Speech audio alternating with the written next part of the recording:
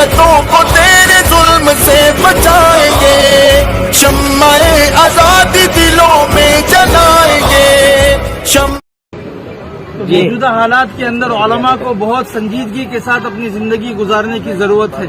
اس وقت جس طرح سے ہم بڑی بڑی کتابوں کو تو حل کر لے سکتے ہیں، لیکن ایک انڈین لا، ایک دستور کو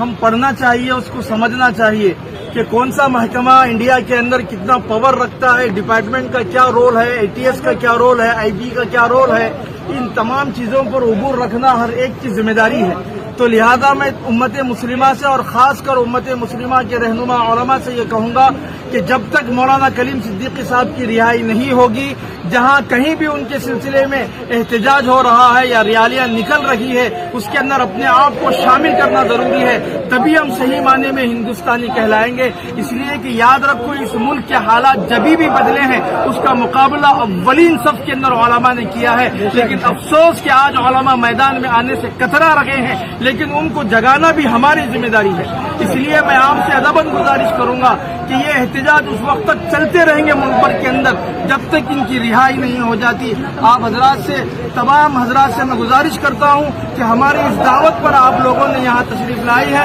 میں تمام کا تہ دل سے شکریہ بھی ادا کرتا ہوں، اور آپ حضرات سے یہ درخواست بھی رکھتا ہوں کہ آپ یہاں سے چلتے ہوئے ایک محفل اور ایک سماں یہ بنائیں کہ جہاں کہیں اٹھے بیٹھے علماء کی حقانیت اور علماء کے پاور کو لوگوں کے سامنے اور عوام کے سامنے لائیں، تاکہ وہ علماء کی اہمیت کو جانیں۔ ہمارے لیے اقلیتوں کو تیرے ظلم سے بچائیں گے، شمع آزادی دلوں میں جلائیں گے۔